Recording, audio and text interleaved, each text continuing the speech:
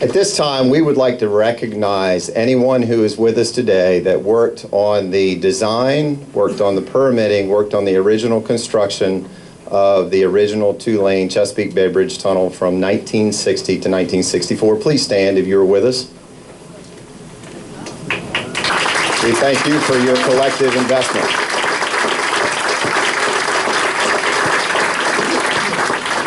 Unfortunately, as well, we can't celebrate today without acknowledging the 7 deaths that occurred on the original construction.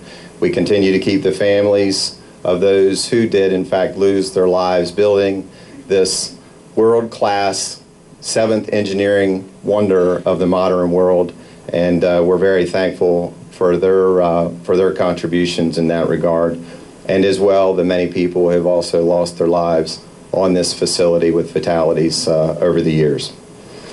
So to describe what happened after we opened, we're thankful that we have Senator Frank Wagner with us today. He was elected to the state Senate during a special election in December of 2000. He currently represents the 7th Senatorial District in Virginia Beach, having won re-election in 2003, 2007, and 2011. Prior to his election to the state Senate, Frank served in the House of Delegates for over a decade. Perhaps he's best known for his visionary energy plan, and more recently has become a key figure when it comes to transportation compromise legislation, especially so during the 2013 General Assembly session. Frank's tireless efforts in finding compromise and working together with other legislators, Finance Committee and Legislative Services made it possible for the first major transportation plan to pass the legislature since 1986. Frank is a 1977 graduate of the U.S. Naval Academy. He received his Bachelor of Science in Ocean Engineering. He served in the United States Navy as a diving and an engineering officer. After his service in the Navy, Frank went into business with his father and started a ship repair firm, Earl Industries. Today, he's the president of Davis Boat Works, one of Virginia's premier small boat repair firms located in Newport News, Virginia. Senator Wagner, thank you for being with us today.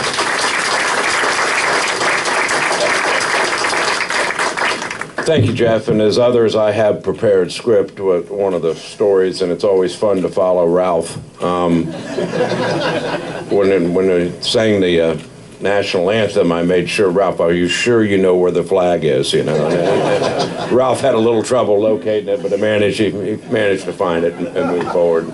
And again, Jeff, thank you for the invitation, and for all the members of the board and all of those that work and all the employees that keep this great operation running and running smoothly.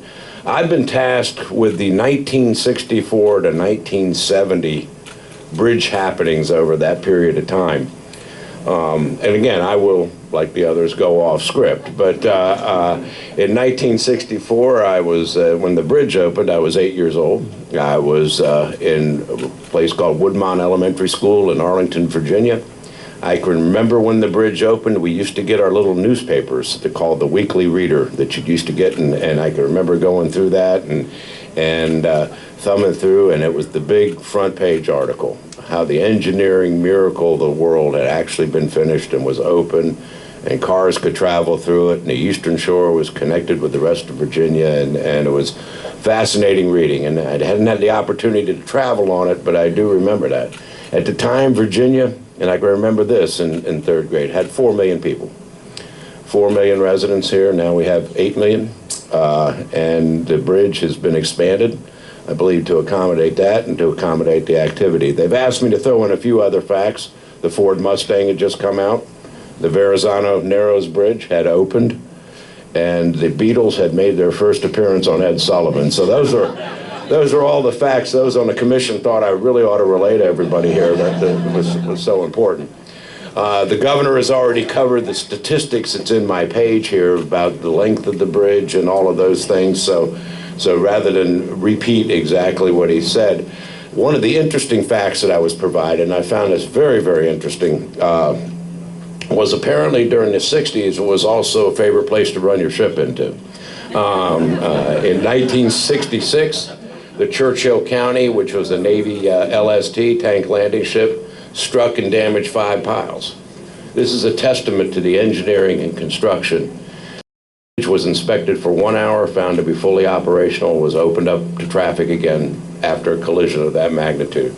Again, in 1967, apparently the navigators hadn't quite figured out where the bridge was. The Nilo, a 3,000-ton barge, broke loose and struck and damaged 44 piles and girders, and the facility was closed for 2 hours for inspection prior to reopening, which is, again, a testament to the engineers that designed it and built it.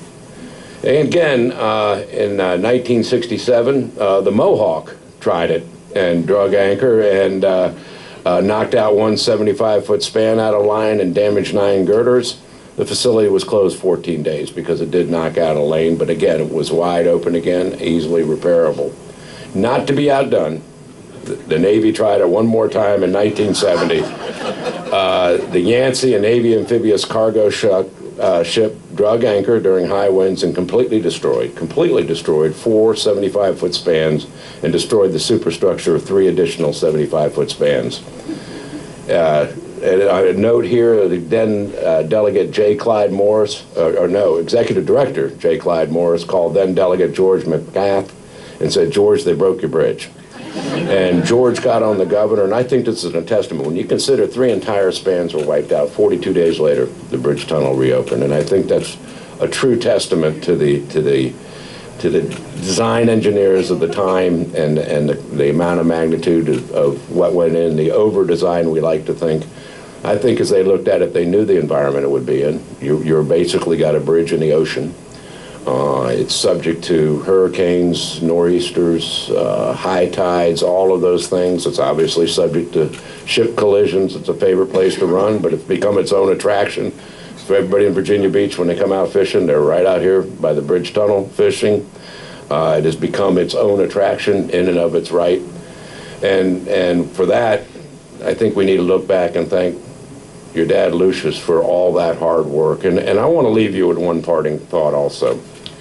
It took a lot of guts from a lot of people to have a vision and actually make that vision come true. It took a lot of risk. It took a risk on politicians' parts. It took risk on a lot of folks, on the financing authorities, to build a dream, to make it happen. This is infrastructure that today we take for granted.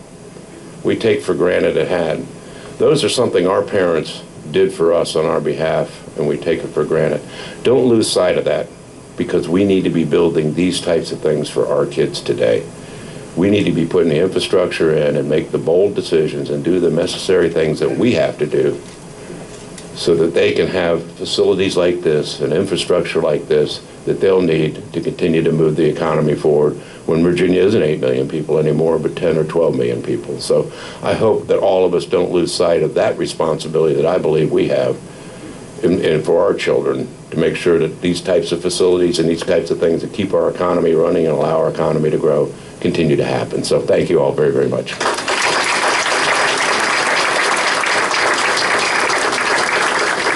Thank you, Senator Wagner. And one thing that we'll footnote, only because we have our insurance underwriters with us today.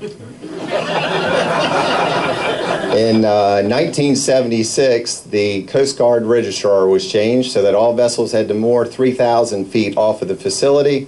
That was not the case with the accidents that Senator Wagner alluded to. So we're in excellent shape today, and you all are covering an excellent risk here.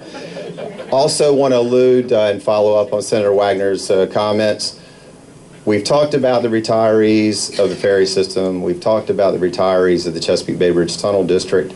One of the things that keep the wheels in motion with the operations, the maintenance, the finance here at the facility are the employees today, and we're fortunate to have a good amount of employees in the room. If you would please stand to be recognized as well. We thank you for the great job that you all did.